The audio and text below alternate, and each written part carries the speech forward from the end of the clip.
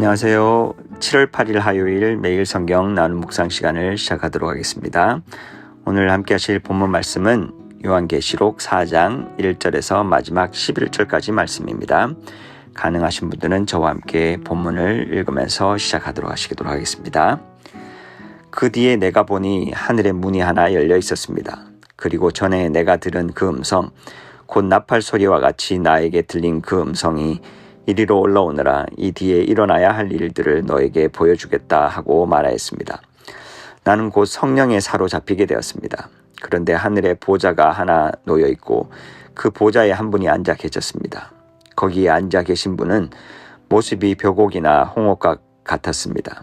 그 보좌의 둘레에는 빛이 옷과 같이 보이는 무지개가 있었습니다. 또 그 보좌 둘레에는 보좌 24개가 있었는데 그 보좌에는 장로 24명이 흰옷을 입고 머리에는 금 면류관을 쓰고 앉아 있었습니다. 그 보좌로부터 번개가 치고 음성과 천둥이 울려 나오고 그 보좌 앞에는 7개의 횃불이 타고 있었습니다. 그 7 횃불은 하나님의 7 영이십니다. 보좌 앞은 마치 유리바다와 같았으며 수정을 깔아놓은 듯하였습니다. 그리고 그 보좌 가운데와 그 둘레에는 앞뒤에 눈이 가득 달린 4 생물이 있었습니다. 첫째 생물은 사자와 같이 생기고 둘째 생물은 송아지와 같이 생기고 셋째 생물은 얼굴이 사람과 같이 생기고 넷째 생물은 날아가는 독수리와 같이 생겼습니다. 이 4 생물은 각각 날개가 6개씩 달려 있었는데 날개 둘레와 그 안쪽에는 눈이 가득 달려 있었습니다. 그리고 그들은 밤낮 쉬지 않고 거룩하십니다. 거룩하십니다. 거룩하십니다. 전능하신 분 주 하나님, 전에도 계셨으며 지금도 계시며 또 장차 오실 분이십니다 하고 외치고 있었습니다. 영원 무궁하도록 살아계셔서 그 보좌에 앉아 계신 분께 그 생물들이 영광과 존귀와 감사를 드리고 있을 때 24 장로는 그 보좌에 앉아 계신 분 앞에서 엎드려서 영원 무궁하도록 살아계신 분께 경배드리고 자기들의 면류관을 벗어서 보좌 앞에 내놓으면서 우리의 주님이신 하나님, 주님은 영광과 존귀와 권능을 받으시기에 합당하신 분이십니다. 주님께서 만물을 창조하셨으며 만물은 주님의 뜻을 따라 생겨났고 또 창조되었기 때문입니다 하고 외쳤습니다. 오늘 본문은 이렇게 시작합니다. 그 뒤에 내가 보니 하늘의 문이 하나 열려 있었습니다. 이 말씀은 요한계시록 전체에서 매우 중요한 전환점이 되는 말씀입니다. 2장과 3장에서 지상의 7 교회의 이야기가 끝난 뒤에 하늘의 문이 열리는 환상이 등장하므로 우리는 마치 새로운 이야기가 시작되는 것으로 이해할 수 있습니다. 그러나 실상은 이 모든 것이 그 어려움을 당하고 있는 지상에 있는 7 교회에게 보이시는 하나님의 계시로서 앞 이야기와 연속성을 가지고 읽어야 할 말씀입니다. 당시 소아시아의 그리스도인들은 로마 황제 숭배를 거부한 대가로 경제적 차별과 물리적 박해, 정신적 학대를 당하고 있었습니다. 이런 상황에서 그들은 하나님 정말 지금도 이 땅을 다스리고 계시는가? 이렇게 세상이 혼탁하고 우리가 박해를 받는데 도대체 하나님은 무엇을 하고 계시는가? 라는 질문을 던졌을 것입니다. 요한계시록은 이러한 질문을 안고 살아가던 초기 교회에 주어진 하나님의 응답이었습니다. 오늘 본문은 하나님의 침묵 속에 절망하던 성도들의 시선을 하늘로 향하게 하는 역할을 하며 눈에 보이는 현실보다 더 참된 하늘의 진실을 보여주시는 응답을 하고 계시는 것입니다. 그 진실의 본질은 하늘 보좌에 앉으신 하나님을 하늘의 4 생물과 24 장로들이 무릎 꿇고 예배하는 장면으로 나타납니다. 이 모습은 출애굽기에서 모세가 처음 하나님을 대면하던 장면이나 이사야 6장 그리고 에스겔 1장의 환상과도 연결되어 있습니다. 이 예배의 모습은 단순한 신비로운 묘사가 아니라 하나님께서 창조주이시며 여전히 통치하고 계신다는 선포의 장면인 것입니다. 즉, 보이든 보이지 않든 모든 피조물 그리고 시대와 공간을 초월한 모든 성도들이 보호자에 앉으신 하나님을 예배하며 그분께 영광을 돌리고 있다는 메시지입니다. 그리고 이런 예배를 가능하게 하신 분이 바로 5장에 등장하는 죽임당하신 어린 양 예수 그리스도라는 사실을 알리는 서막의 역할을 오늘 본문이 감당하고 있는 것입니다. 8절에는 네 생물의 찬양 내용이 나옵니다.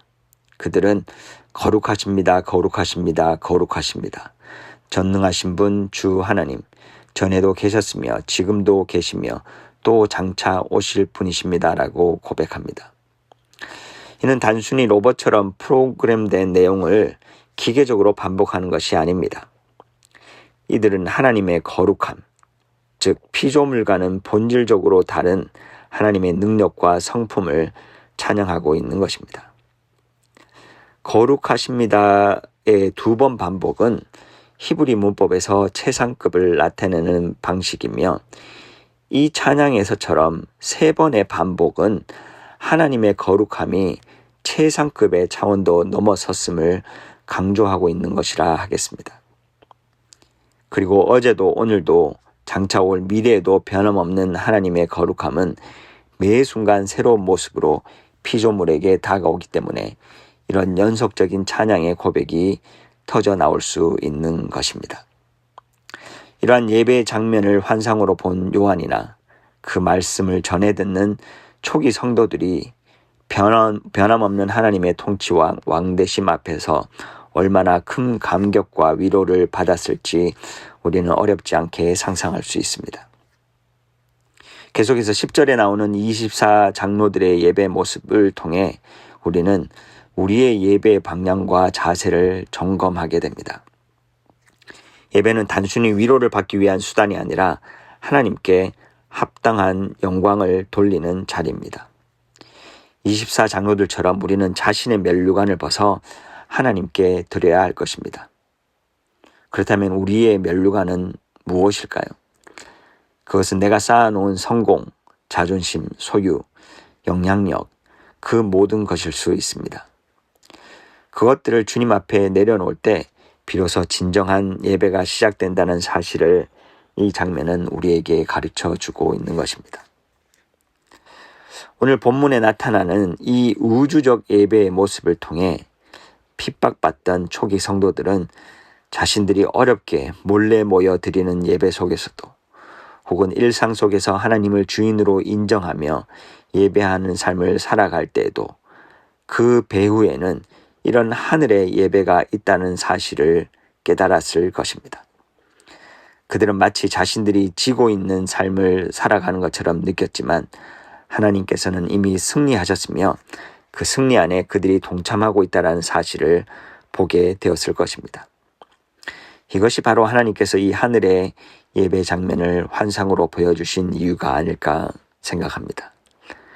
어제나 오늘이나 내일도 동일하신 하나님은 오늘 우리에게도 이 우주적 예배의 모습을 보게 하고 있으신 것입니다. 이러한 예배의 모습은 요한계시록 전체의 중요한 순간마다 반복해서 등장합니다. 오늘 본문의 예배는 5장까지 연결되며 첫 번째 봉인이 열리기 전, 즉 하나님의 심판이 시작되기 전의 예배를 보여주는 것입니다. 7장에서는 마지막 7번째 봉인과 또 다른 심판의 시작인 첫 번째 나팔이 울리기 전에 예배가 드려집니다. 15장에서는 마지막 심판인 7대접 심판이 시작되기 전에, 그리고 마지막으로 19장에서는 바벨론의 멸망 이후 새 하늘과 새 땅이 세워지기 전에 예배의 장면이 나옵니다. 이렇게 매번 중요한 전환점에서 등장하는 예배 장면을 통해 하나님은 핍박과 환난 가운데 있는 성도들과 함께 하시며 심판 전에 깨어 있어야 한다라는 것과 하나님의 보호하심을 알려주고 계시다라는 생각을 하게 됩니다. 결국 이 예배들은 현실을 새롭게 해석하게 하고 미래를 볼 수 있는 통찰을 제공하는 역할을 하고 있는 것입니다. 예배는 단지 노래나 찬양의 시간이 아닙니다. 우리의 삶 전체에 대한 정체성 선언을 하는 것입니다. 예배를 통해 우리는 우리 삶에 누가 진짜 주인인가라는 질문에 대한 해답을 얻게 될 것입니다.